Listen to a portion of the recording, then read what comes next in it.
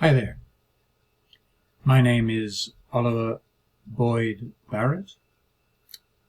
One of the classes that I teach regularly for the Department of Communication at CSUCI is Group Communication COM 220.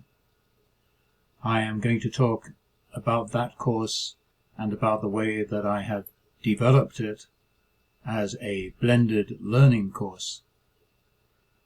I am specifically going to talk about those aspects of the course which relate most directly to the QOLT criteria for online and blended learning course design.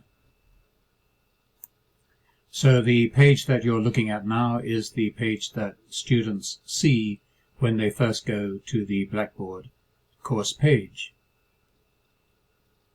The Getting Started page, introductory page, and I advise them to read this page quite carefully. I want them to understand that it's a blended learning course and what that entails. I want them to understand that although it is principally a course about group communication, we are applying the principles of group communication to issues of environmental communication, which is one of the specialisms of the Department of Communication.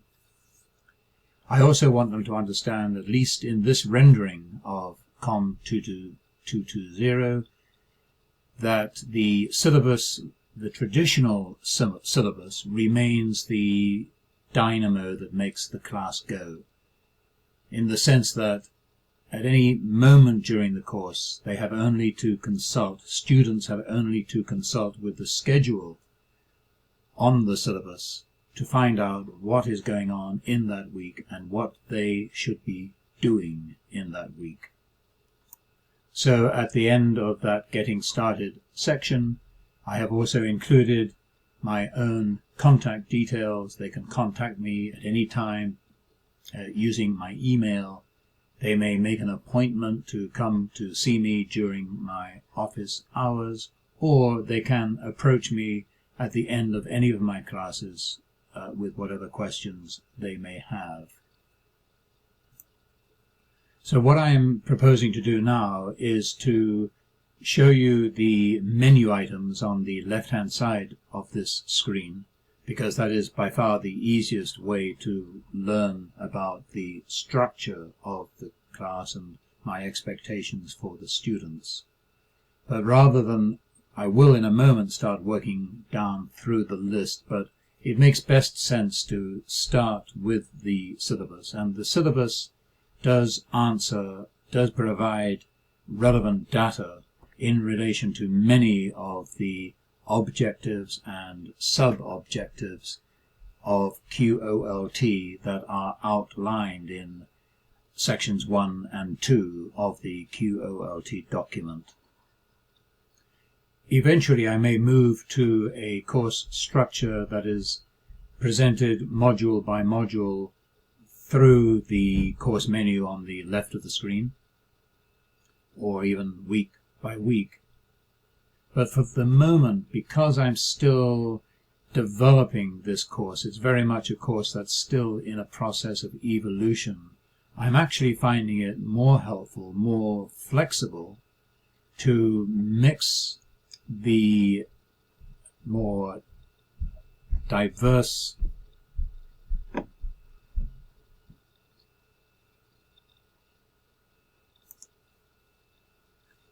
I am still finding it more helpful to mix and match the tools that are made available to me through the TLI toolbox and this more traditional syllabus-driven structure. I'm finding that gives me greater flexibility for the moment, until such time, if ever, I can regard the course as set in stone, so to speak. Okay, so here is the syllabus, my contact information, a welcome message, information about myself, my credentials, broad course aims, the learning outcomes, both from the program of communication in general and those for this class specifically, information about the two course texts, information about the assessment weighting. I may break that down into smaller components next time I offer this class, because the category of class activities actually includes quite a few Padlet journal entries and so on, that it would be good to show students how those are differentially weighted within the general category of class activities. Then I have principal assessment criteria indicated here, class rules and guidelines, and then detailed descriptions of each of the principal assessment components, each of the assignments, in other words. Most important of which is the final group project, and as I will show you shortly, I do have an example of a final group project paper from a previous semester. And this list of the different assignments will give students, when they first see the syllabus at the beginning of the class, they'll see that there are numerous interactive media being used here, numerous online media being used, including discussion board, including journal entries, including Voicethreads and responses to Voicethreads, including Padlets, and including also, if they wish to use it, it's not compulsory at the moment, they can use Zoom. Towards the end of the syllabus, I move into the schedule, and this is structured so that at any point during the semester, a student can quickly find out what it is that he or she should be doing in that week. They will also know that because each week I put up an announcement that repeats this information, albeit with a little bit of further explanation. So, for example, because this class is structured in modules and there are 5 modules to the course as a whole, I've structured it so that the third week of each module is the one that carries the most assessment activity. So in week 3, the final week of the first module, students of course have to undertake assigned reading in preparation for week 4 class. They also have to upload to discussion board their reactions to the comments of at least 2 other peers.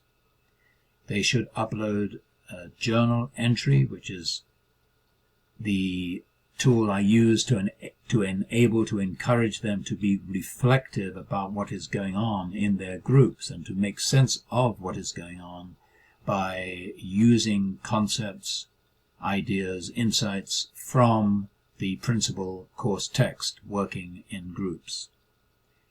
Again, in week 3, each group has to summarize and to post up on Padlet their summary of the main comments that the group members made to the most recent discussion group. And they also have to complete the first group paper, which is 1,000 words in length. At the end of the schedule, after the schedule, there is also a detailed explanation of the main behaviors that I associate with A students, B students, C students, and so on, so that they get an idea of the principles of grading that underlie this class. So I'm now going to return to the menu on the left. We've talked about the start here section. I have mentioned course announcements. So this is my tool for informing students each week what it is that they need to be doing in that week. So here is a list of recent course announcements. For example, there is an announcement for week 10, what should you be doing now? And that spells out what it is that they are doing. Because this is the first week of a module, there's not that much for them to do relative to the 2 other weeks of each module. So I'm going to go a little bit more quickly now to some of the other menu options. We've talked about course announcements. There is the discussion feature, discussion board forums. Here are the 3 discussion forums for the course so far this fall. I have an ethics page.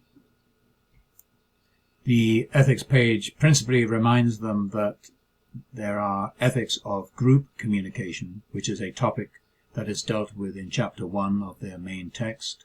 I provide a summary of some of the points that they will meet in that text, and I also provide them with a link to the CI site for academic dishonesty issues. A substantial section has to do with, with lectures and links.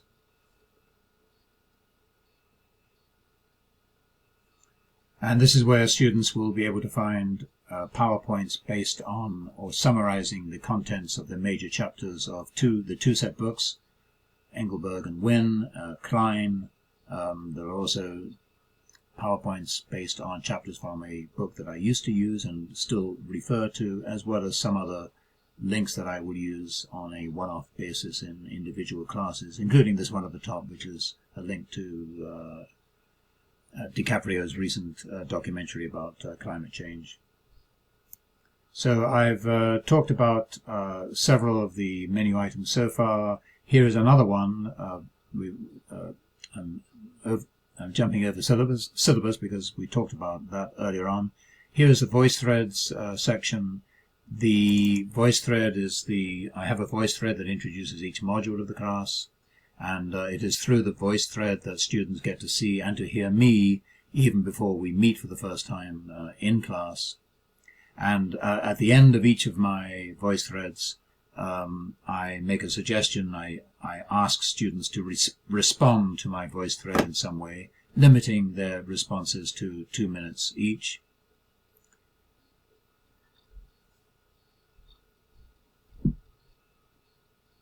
So this is the first of the VoiceThreads, and it shows both the picture of me, which I'm going to stop this. Welcome to. But you can see that the students have begun to, or have most of them responded to that. It's actually a requirement. We make good use of Padlets. 1 Padlet posting required of each group for each module of the class.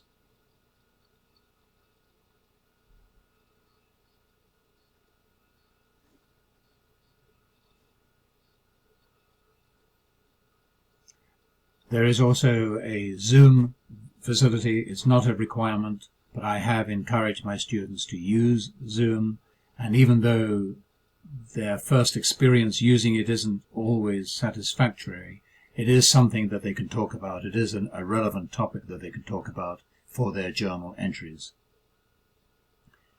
And in addition, I don't think I need to pull this up, but there is a work example. I mentioned this earlier. From a previous course is an example of the work that a group in a previous presentation of this class, the work that they did for their final project. So it comprises individual papers, it includes a group paper, and it includes the PowerPoint that the group used to present the work that they had done. And it's just up there. I have removed the names of the students in question, so that students in the current class can use it for guidance as to what my expectations are. So I believe that I've addressed most, if not all, of the objectives and sub-objectives of sections 1 and 2 in one way or another. 1 or 2 of them do require a little bit more explicit treatment in the future.